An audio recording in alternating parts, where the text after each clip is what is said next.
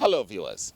My name is Ian Bennett, and I'll be your host for another episode of In the Hot Seat. I'd like you to join me inside the offices of Mr. Fitz Jackson, the Member of Parliament for St. Catherine South constituency. Join me inside so we can get a better feel of just who is Mr. Fitz Jackson. Thanks, viewers, for joining us for another episode of In the Hot Seat. We're here with MP Fitz Jackson. And even though the show is named In the Hot Seat, it's quite apparent that MP Fitz Jackson has been around for quite a while. So I personally wouldn't necessarily call his seat a hot seat. But what do you think? First of all, I must say thanks to you, Mr. Bennett, for providing me or inviting me to share in this little chit chat with you You're welcome. as you have requested.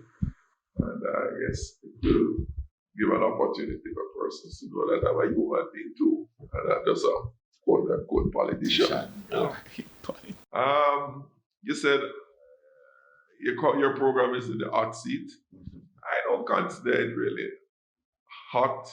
The seat provides an opportunity for service, and that's the biggest and most noble activity one can get involved in service to your fellow people and to your country. Exactly how many terms? Actually, it is my seventh term. I was first elected in a by-election in 1994, following the general election in 1993. And I have successfully contested and re-elected in the seat, which is for me is an honor, something I don't take for granted. Because my election and my re-election is a statement of trust and confidence by the people, and that imposes a responsibility and an obligation to those who are put in the office in service to them, which gives you an opportunity to make a contribution.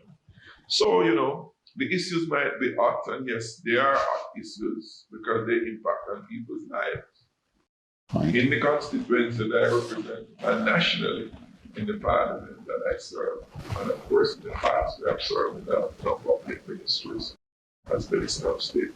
So it's not it's a hot in terms of service, but it's not an intolerable hotness. Okay. All right. As I said before, some questions here for you to answer. Tell us about someone who you have loved and and why you have loved them. Well, there are many persons who I have loved and continue to love. Numerous persons. And the nature of the relationships will vary depending on the person in your life. My immediate family, my political family here in South St. Catherine, and the People's National Party, who have worked closely for a number of years, and they're literally like family members. And my constituents, having served for as long as I have served, we develop relations, very deep, strong relationships. Persons who the entire family members I'm close to, from grandmother to grandchild, grandchildren, across the constituency.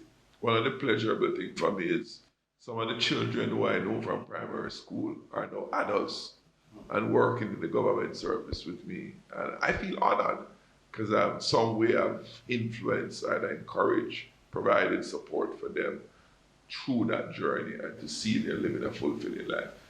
On an individual way, my mother was deceased for over 3 decades now, but I would say she lives with me continuously every day.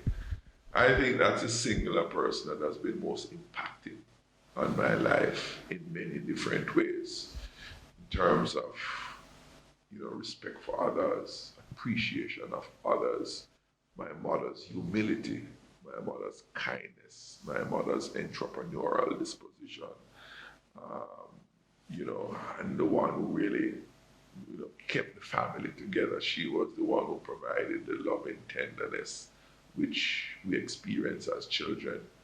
You know, joke about it, I might mention, when my mother died, or at least up to when my mother died, I thought I was the favorite for my mother, that she loved me more than all my other siblings. And by the way, I'm the last of 8, you know. So I thought she loved me more than everybody else until when we were talking amongst ourselves. And I realized that many of the things that were very special to me, they also experienced it. And that speaks to the She shared it around. shared it, but yet you felt that you were exceptional. And that was my experience. And you know, having had that experience, it impact on how you even relate to others. That you speak to and you deal with the individual, but not a group. So yes, to answer probably the roundabout way to tell you, my mother is my number one person. All right. As a young man, what would have been your first paying job? You know, we're diving into who. Yeah. Well, you know, I went to Kingston Technical High School, and I always love to boast that I went to a school like Kingston Tech where they teach you theoretical things and practical things. You learn how to make a difference in life.